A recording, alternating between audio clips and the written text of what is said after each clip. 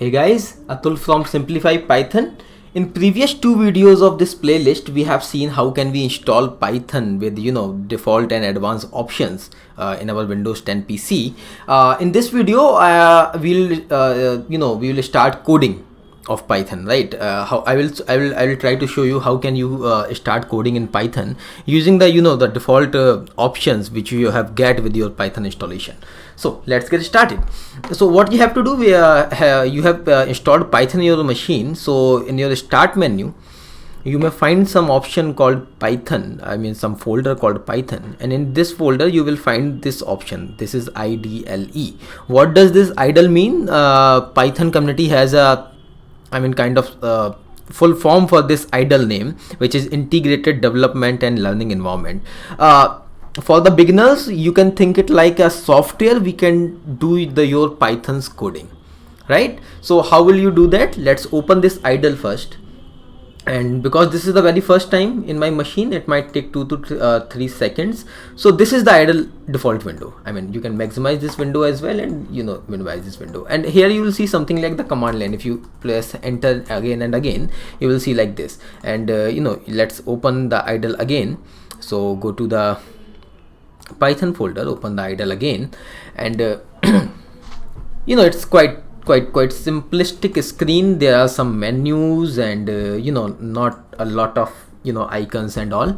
Very minimal screen, right? So Windows in my Windows PC, if you are on Linux or Mac OS, the idle screen is same. Only the the window options may be in different places, but all the menus, all the inside look of this particular window is same.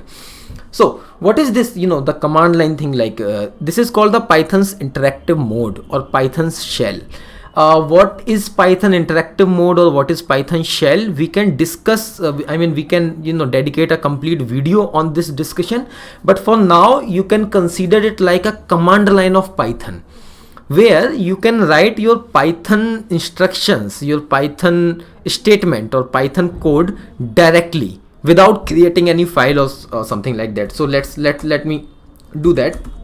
I typed something like print hello, and this is a kind of valid Python instruction, and as I hit enter, it will automatically execute this instruction, right? Suppose I have did something wrong here. Suppose I have forget to put the closing quotation mark, then I'll get the error.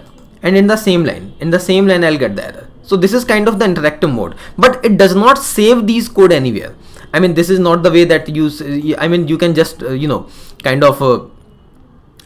and test your code that this code is going to work or not. And this command line, this Python interactive cell is very much useful, and most of the Python coder who do Python coding, they spend a lot of time of their coding in Python interactive mode. And this is the default Python shell. There are some other Python shell are also available, like IPython. Jupyter is also based on IPython interactive mode.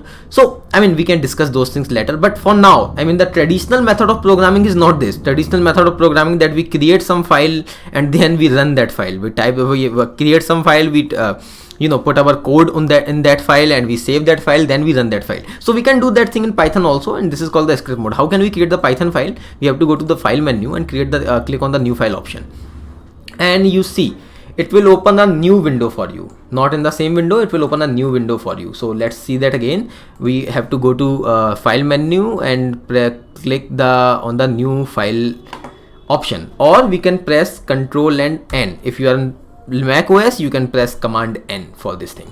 And inside this file, I can type my Python instructions. So let's do one instruction, kind of hello Python. Okay, this is a valid instruction. Let's print another instruction, kind of 234 plus 32.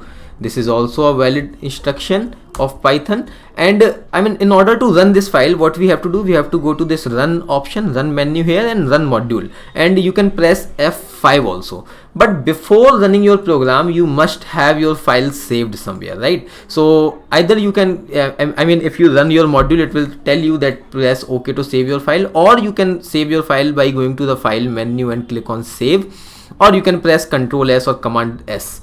if you are on Mac OS. So I did that thing, and it will ask me where you want to save your file. I can save my file here, but I will consider saving my files in some different place. So let's go to the D drive. Let's create a folder here. Let's name this folder name Python, and put the name, I mean, let's whatever name, intro. And you don't have to put any extension, it will automatically put all the extension and all. Let's save this file, and let's see that how is this file looking inside our folder. So this is the file, I mean intro file. If you see here, this is the file which is saved, and if you go to the properties, you will see it automatically has a .py extension, because we were working inside idle, the Python software, so it automatically added the extension for this file. So now how can I run this file? Just go to run and click on run module, or press F5 on your machine. What it will do, it will run your file in the same window that on which we were previously, in the Python shell. So this is the output, because everything was correct. If something was wrong, it cannot be run, right? So what happened, I mean suppose we do not creating a new file, we want to open an existing file. So you can open your idle again and click on open, and select your file, I mean wherever you saved your file previously. One thing is like this. So go to the Python, click on intro, the file will be open, or you can open your file from here directly. But only thing that you have to remember, let's close the idle ones. If you double click, if you are on Windows, if you double click on this thing, first time it will ask you for that, and you know what it will do, it will not open your file in edit mode. Basically it will run your files. You see some command line appear and gone, right? So basically your file is getting run, so you have to right click and click on edit with idle, right? So I think the option from the idle, going to idle and click on open, that is quite simple in comparison to right click on the file and click edit, because sometimes we accidentally double click on most of file, because in Windows most of time we open the file in that way, we double click on the file in order to edit that file. So let's open this file from here, and now we can again run this file. So you can open multiple files, I mean you can open multiple files and you can run any file. The only thing is, in idle each file is opened in different window. And now you know the advantage of using idle instead of a notepad is, you know, it provides you some kind of syntax highlighting. And you know, if you make some mistake somewhere, suppose we have did something like this, and if you try to run this module now, it will automatically recognize at least the syntax error if you have did some mistake before running your file. It is not like when you run your file then you will get the error. It will give you kind of error suggestion and the location of error automatically before running the file. So this is the advantage of using idle. And you know, most of the programmer of Python, they use, I mean in Python this is the thing that people has different choices.